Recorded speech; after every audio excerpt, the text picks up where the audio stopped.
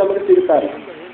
ನಂದ ನನಗಿರಲಿ ನಿಂದ ನಿನಗಿರಲಿ ಅನ್ನೋರು ಒಂದು ವರ್ಗ, ನಂದ ನನಗೆ ನಿಂದ ನಿನಗೆ ಅನ್ನೋರು ಒಂದು ವರ್ಗ. ಇನ್ನು ಎರಡನೇ ವರ್ಗ ಅಂತಂದ್ರೆ ನಂದು ನನಗ ನಿಂದು ನನಗ ಅನ್ನೋರು ಅದಾರ ಈ ಭೂಮಿ ಮೇಲೆ. ತಿಳಿತಿರ್ಬೇಕಲ್ಲ ತಮಗೆ.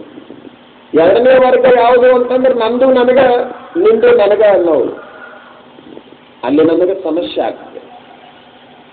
ಇನ್ನೂ ಒಂದು ವರ್ಗ ಇದೆ, ನಂದು ನಿನಗ ನಂದು ನಿನಗ ಅನ್ನೋರು ಕೂಡ ಈ ಭೂಮಿ ಮೇಲಿದ್ದಾರೆ. ಈ ಮೂರು ವರ್ಗಗಳಲ್ಲಿ ನಾವು ಯಾವ ವರ್ಗಕ್ಕೆ ಸೇರಬೇಕು ಅಂತಂದ್ರೆ ನಿಂದ ನಿನಗ ಪ್ರಸಂಗ ಬಂದ್ರೆ ನಂದು ನಿನಗ ಅನ್ನುವಂತಹ ವೈರಾಗ್ಯ ಮೂರ್ತಿಗಳು ಉದಾಹರಣೆಗಳು ನಾವು ಆಗಲಿಕ್ಕೆ ಪ್ರಯತ್ನ ಮಾಡೋಣ. ಆಗದೇ ಇರುವಂತಹ ಸಂದರ್ಭದಲ್ಲಿ ಮೊದಲನೇ ವರ್ಗಕ್ಕೆ ಬಂದುಬಿಡೋಣ, ನಿಂದ ನಿನಗ ನಂದ ನನಗ. ಎಷ್ಟು ಚಲೋ ಅನಿಸೋದಿಲ್ಲ ಜೀವ. ನಂದ ನನಗಿರ್ಲಿ ನಿಂದು ನನಗಿರ್ಲಿ ಅಂದ್ರೆ ಪ್ರಾರಂಭ ಆಯ್ತು ಅಲ್ಲಿ ನೋವು. ನಂದ ನನಗಿರ್ತದೆ, ಅದು ನನಗೆ ಬರದೇ ಇದ್ದಾಗ, ಅದು ನನಗೆ ಸಿಗದೇ ಇದ್ದಾಗ ನೋವು ಆರಂಭ ಆಗ್ತದೆ. ಅದನ್ನ ಪಡೆದೇ ತೀರಬೇಕೆನ್ನುವಂತಹ ಸಾಹಸದಲ್ಲಿ 1000 ನೋವುಗಳನ್ನು ನಾನು ಅನುಭವಿಸ್ತಾ 10,000 ನೋವುಗಳನ್ನು ಇನ್ನೊಬ್ಬರಿಗೆ ಕೊಡಬೇಕಾಗಿದೆ. ಅದು ಬದುಕಾಗಬಾರ್ದು, ಅದು ನಮ್ಮ ಜೀವನ ಆಗಬಾರ್ದು. ನಾನು ತಮಗೆಲ್ಲ ಬಹಳ ಪ್ರೀತಿಯಿಂದ ಕಳಕಳಿಯಿಂದ ಒಂದು ಮಾತನ್ನು ಹೇಳಲಿಕ್ಕೆ ಇಷ್ಟಪಡ್ತೇನೆ. ಏನು ಅಂದ್ರೆ, ಜೀವನ ಅಂದ್ರೆ ವಿಪರೀತ ಗಳಿಸೋದಲ್ಲ, ಜೀವನ ಅಂದ್ರೆ ಎಲ್ಲವನ್ನೂ ನನ್ನದಾಗಿಸಿಕೊಳ್ಳೋದಲ್ಲ. ನನಗೆ ಎಷ್ಟು ಅವಶ್ಯಕತೆ ಇದೆ ಅಷ್ಟನ್ನ ಪಡೆಯೋದು ಜೀವನವೇ ಹೊರತಾಗಿ, ಈ ಪ್ರಪಂಚದಾಗ ಕಾಣೋದೆಲ್ಲ ನನ್ನದೇ ಆಗಬೇಕು ಅಂತಂದ್ರೆ ದುಃಖ ಆಗ್ತದೆ. ಬರಿತಾನ ಡಿವಿ ಎಷ್ಟು ಚಲೋ ಬರಿತಾನೆ. ಈ ಮನುಷ್ಯ ಹೇಗಾಗಿದ್ದಾನಂದ್ರೆ, ತರಚು ಗಾಯವ ಕೆರೆದು ಹುನ್ನನಾಗಿರುವುದು ಕಪಿ, ಕೊರತೆ ಒಂದನು ನೀನು ನೆನೆದು ಜೀವನವ ನರಕವಾಗಿಸುವುದು ಬದುಕೇನೋ ಮಂಕುತಿಮ್ಮ. ಎಷ್ಟು ಕಿಮ್ಮತ್ತಿನ ಮಾತುಗಳಿದ್ದಾವೆ. ಒಂದು ಉದಾಹರಣೆಯನ್ನ ಕೊಡ್ತಾರೆ. ಮರದಲ್ಲಿ ಒಂದು ಮಂಗ, ಈ ಟೊಂಗೆಯಿಂದ ಆ ಟೊಂಗಿಗೆ ಜಿಗಿಬೇಕಾದ್ರೆ ಯಾವುದೋ ಒಂದು ತರಚುತ್ತೆ, ಒಂದು ಟೊಂಗೆ ಅದಕ್ಕೆ ತರಚುತ್ತೆ. ಆ ತರಚಿದಂತಹ ಸಂದರ್ಭದಲ್ಲಿ ಗಾಯ ಆಗುತ್ತೆ, ಸಾಣದೊಂದು ಗಾಯ ಆಗುತ್ತೆ.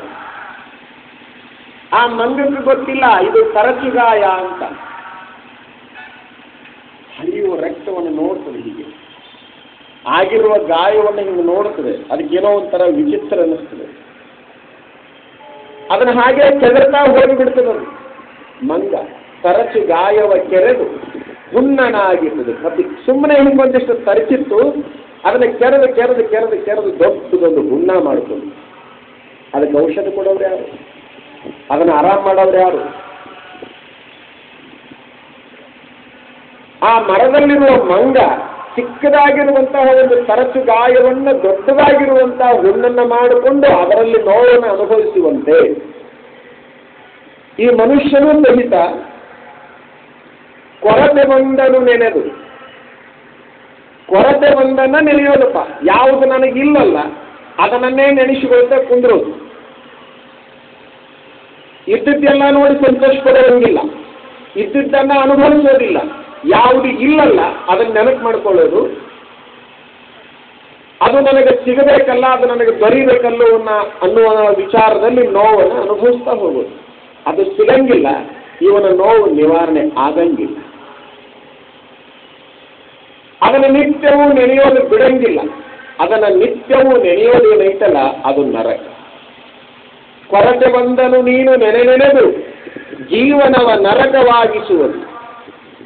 ಸ್ವರ್ಗ ಸದೃಶವಾಗಿರುವಂತಹ ಬದುಕನ್ನ ನರಕವನ್ನಾಗಿಸಿ ರೂಪಿಸಿಕೊಳ್ಳೋದು ಅದು ಬದುಕೇನು ಅಂತ ಪ್ರಶ್ನೆಯನ್ನ ಮಾಡ್ತಾರೆ.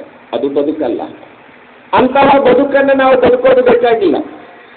ಹೇಗಿರ್ತದೆ ಕೊರತೆ? ಬಾಯಿ ಒಳಗೆ 32 ಹಲ್ಲುಗಳದಾವ ಅಂತ ಇಟ್ಕೊಳ್ಳೋಣ. ಒಬ್ಬೊಬ್ಬರಿಗೆ ಅವು 28 ಇರ್ತಾವ, ಒಬ್ಬೊಬ್ಬರಿಗೆ 30 ಇರ್ತಾವ, ಒಬ್ಬೊಬ್ಬರಿಗೆ ಬರೀ 24 ಇರ್ತಾವೆ.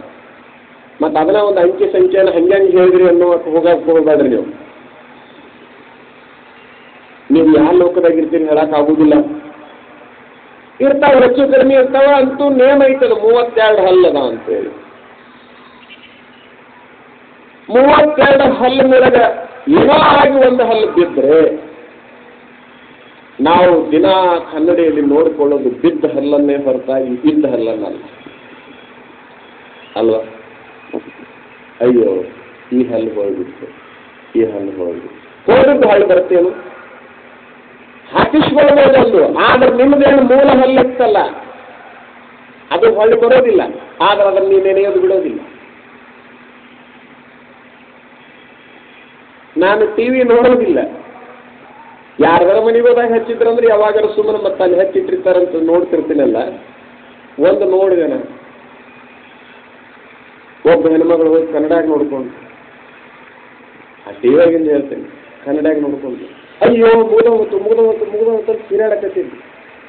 ಏನಾಯ್ತು ಅಂತ ಇನ್ನೊಬ್ಬಕ್ಕೆ ಬರ್ತಾವ, ನಂದೊಂದು ಕೂದಲು ಬೆಳಗಾಗೈತೆ. ಇದನ್ನು ನೋಡ್ರೆ ನಾನು ಲಕ್ಷ ಗಂಟೆ ಕೋಟಿ ಗಂಟೆ ಕಪ್ಪನ ಕೂದಲದೊಳಗೆ ಅವಳಿಗೆ ಕಂಡಿದ್ದು ಒಂದು ಬೆಳ್ಳನ ಕೂದಲು, ಕೊರತೆ ಒಂದ.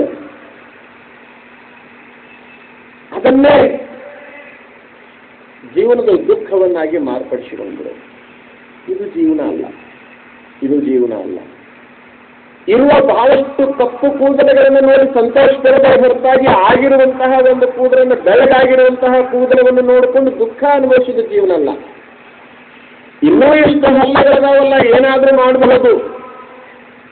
ಇರುವ ಹಲ್ಲುಗಳನ್ನು ನೋಡಿ ನೆಮ್ಮದಿಯಾಗಿರೋದು ಜೀವನ, ನೆಮ್ಮದಿಯಾಗಿರೋದು ಜೀವನ.